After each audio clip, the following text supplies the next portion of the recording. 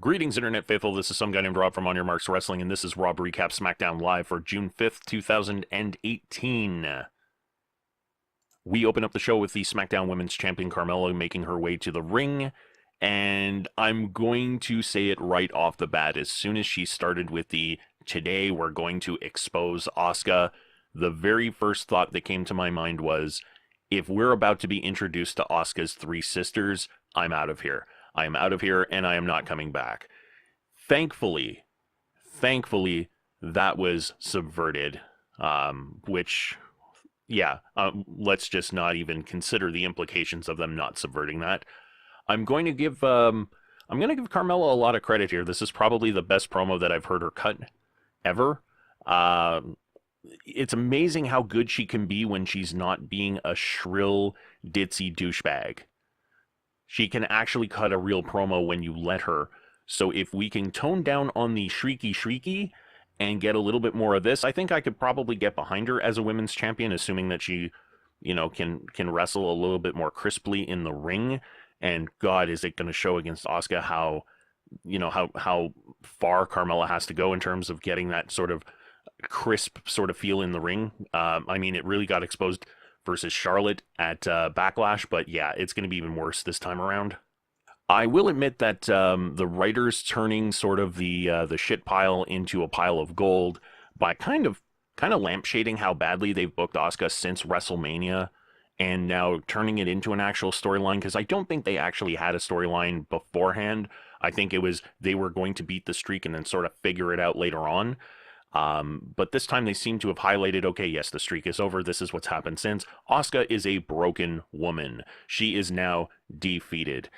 So it led to some really good material for a promo, and thankfully Carmella was able to carry that. Out come the former members of Absolution. I still don't know why they can't go by Absolution. They should be able to. I don't know why they can't, because they still hang out with each other and they're still both heels. Can we come up with a name for them, or is this going to be the women's division version of the Bar, where we know them as a name, but they just keep referring to them as their singles names?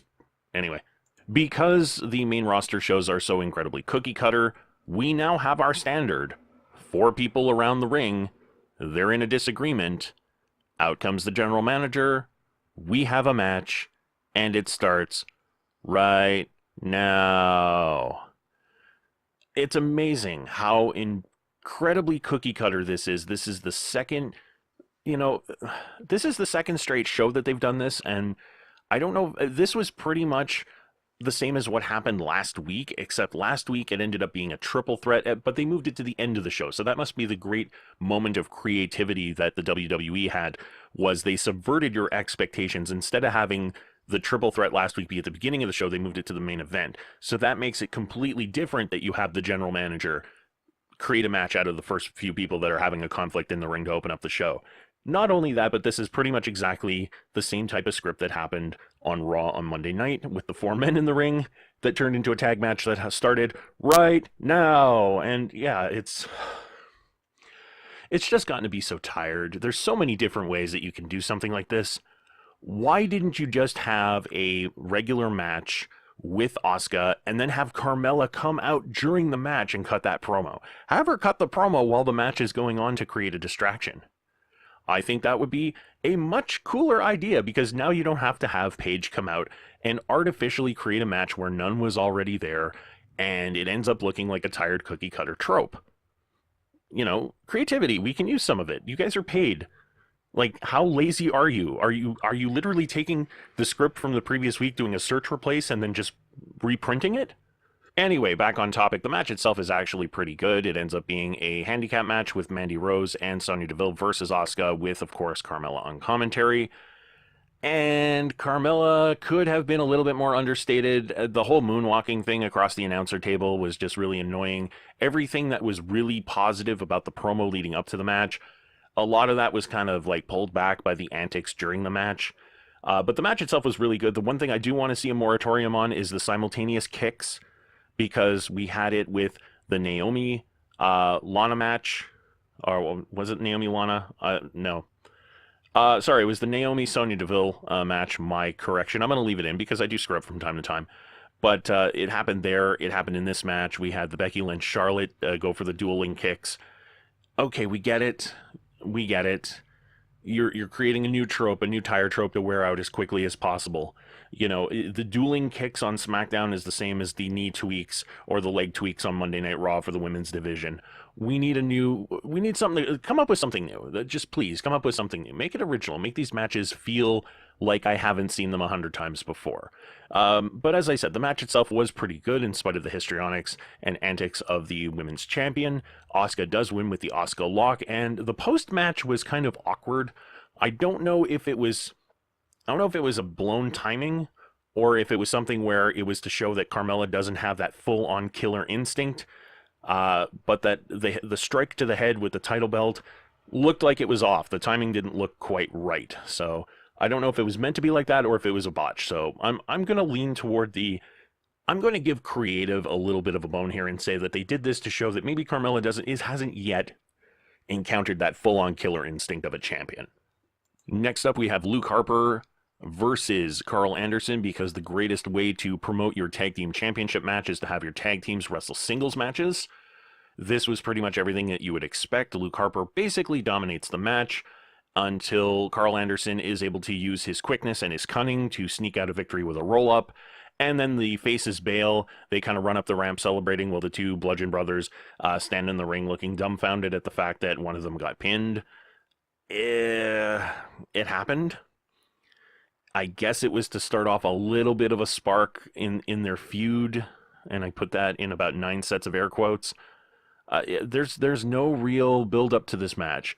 There's a championship match going on in about 9 days, and there's absolutely no real build. It doesn't feel like there's going to be a title match. It feels like it's going to be just another SmackDown match that happens to fall on a network pay-per-view. I don't know what they're going to do next week on the Go Home show to try and build a little bit more toward this, but yeah, I can actually legitimately see this being on the kickoff show. And just to keep it pointless, our next segment is Lana and Aiden English versus Jimmy Uso and Naomi in a mixed tag team match. This is from the altercation that took place last week. Rusev is not at the ringside, and neither is Jey Uso. So this was a give them something to do match. Man, and it didn't start off very well, because normally Aiden English has a really great introduction for Rusev and gets the whole crowd going with the Rusev Day chant. The Lana is the best, Lana is number one thing doesn't take off with most crowds, and this Texas crowd was especially quiet, so it really came off as kind of pathetic. And it didn't help matters that when Lana came out to dance, she stumbled around like a drunk 40-year-old recently divorced mom who, you know, is on the prowl at someone's wedding to try and show that she's single and available, and just is gyrating around drunkenly. That's exactly what it looked like. Like I do amateur photography, and I've photographed enough weddings to see this exact scenario multiple times. So trust me, I'm not a full-on authority about what this looks like, but yeah, that's exactly what it looked like. As for the quality of the match itself, it was sloppy for the most part. There were some cool spots. I'm going to give it credit. I'm going to give the performance credit. Naomi diving over the top rope on Aiden English and Lana looked really, really good. Aiden English did a phenomenal job of protecting Naomi as they fell to the floor, because Naomi was a little bit too far forward and would have came down at a really, really bad way if Aiden English hadn't really protected her. So he did a phenomenal job of keeping Naomi gainfully employed and walking and not crippled by having her break her neck when she landed. There was also a really cool spot where Naomi came off the top rope to hit a flying crossbody on Aiden English before the super kick that ended the match. I'm glad they kept it as short as they did.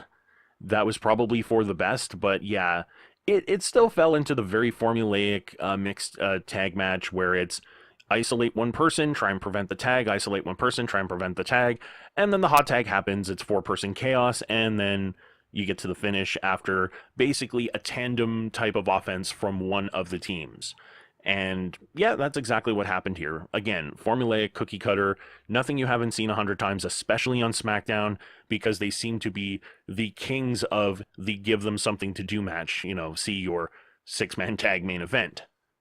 We cut backstage to AJ Styles and Shinsuke Nakamura doing their contract signing. It is moderated by Paige. AJ loses his cool as Nakamura stalls to sign the contract. Styles ends up losing his temper, getting up, reaching across the table, and slapping Nakamura before Nakamura pulls out his own pen, signs the contract, and then just says last man standing, gets up and leaves. No major altercation, no one goes through a table, which is now 2 consecutive contract signings where no one's been put through a table, which makes Paige, I believe, the most effective general manager in the history of the WWE. So, go Paige. As for the segment itself, yeah, it was pointless. It had no chemistry. It had no real big match feel. It felt cheap, and I don't know if it was because of the set that they were working on. It just did not feel like it was a signing of a contract for a WWE title match. It just felt kind of weak. Next up is Charlotte versus Becky Lynch, which is a match that General Manager Paige had made last week as the two ladies were watching on some of their Money in the Bank competition. And this match was very, very good, actually. The crowd, it took a little bit of time for the crowd to get into it, I think, because the sort of lull in the middle of the show, they had to kind of wake up from out of that lull and go, oh, well, wait a minute, there's a real match going on in the ring, and it's good.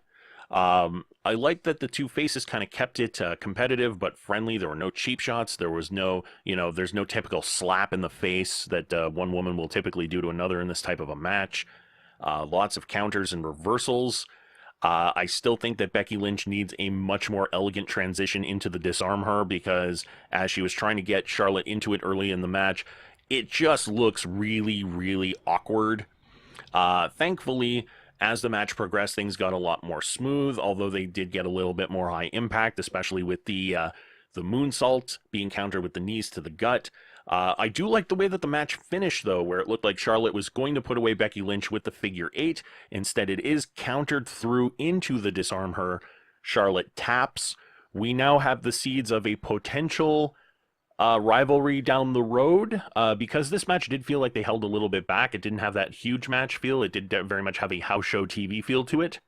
And what I mean by that is that I have a suspicion, and I'm going to put the prediction out right now. I think what's going to happen is Asuka is going to win the title at Money in the Bank.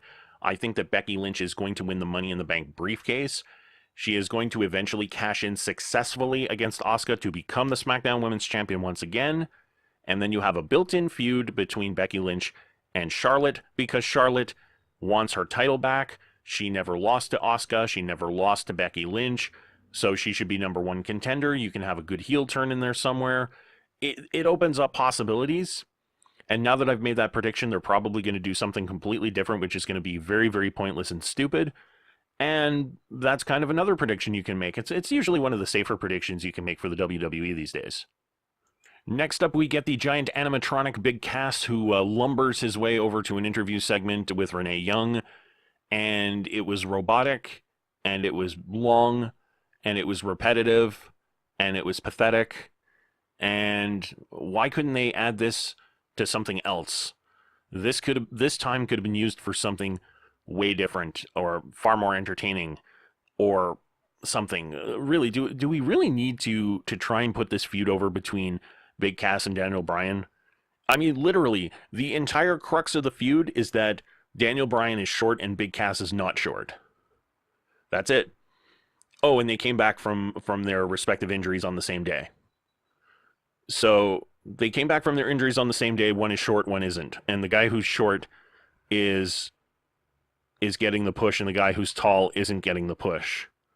Or that's how the tall guy sees it. And did I mention that Cass is tall? Like when he willed himself to be bigger, and when he saw that Daniel Bryan was small, he didn't like him. Like, how many times do we have to hear this crap? Seriously, we've been listening to this crap since Big Cass returned. Since the Superstar shakeup. No, nobody wants this. Make it go away. Thankfully, our main event, while formulaic, is rather good. It is the New Day, who have yet to announce who will be taking part in the Money in the Bank match, taking on The Miz, Rusev, and Samoa Joe. And throughout the night, there were some promo spots. There was a really kind of a pointless one with The Miz, where he put his hand in like a bunch of pancake batter, thinking he was pulling out a name of who was going to represent the New Day at Money in the Bank. We made fun of Miz for being dumb. It's a fairly typical New Day thing, so I mean we've seen it a bunch of times before, so it's kind of worn a little bit thin. Thankfully, there was a phenomenal promo by Samoa Joe earlier in the night, and the line that I love the most is anyone unfortunate to be WWE champion will be a marked man. That to me, that line was awesome. Because first of all, yeah, it's true. Anyone who's a champion in any type of combat sport, yeah, they're the ones being hunted for the championship. But when it comes out of Samoa Joe, it just has that wonderful, authentic flavor to it. Like Joe's going to go out and kick someone's ass. And man, the one thing that I think is the greatest crime about the Superstar shakeup is we will now never get the chance to have an extended feud between Brock Lesnar and Samoa Joe. I know they had one last year. It was very, very brief. But I would love to see an extended program the way that they did it with Roman Reigns and Brock Lesnar, where you have multiple months, because multiple months of promo wars between Samoa Joe and Paul Heyman would be a thing of beauty. It would be awesome. It would be probably one of the ultimate fan service things that you could do, and it's not going to happen, which makes me sad. Fortunately, we do still get a lot of promo time from Joe on Smackdown, which is great, because that one was just a classic. The match itself was actually pretty good. I was surprised by how good it was. I kind of expected it to be another one of the go through the motions types of matches, but they really kind of went out there. They did of course follow the Xavier Woods has to be the man in peril, and then you get the hot tag and things happen. Once things got really rolling toward the end of the match, it was really good. Not sure how I feel about the comedy ending with the pancakes being thrown by The Miz onto Rusev and Samoa Joe, but I do like that they just kind of said, okay, screw you, and let The Miz eat the pin. I thought that was a great way to end the match. Overall, ends on a high note. Not a great show, but certainly entertaining enough. Hopefully the go-home show's not a complete failure. And with that, we have another week of SmackDown Live in the can. And until next time, take it easy.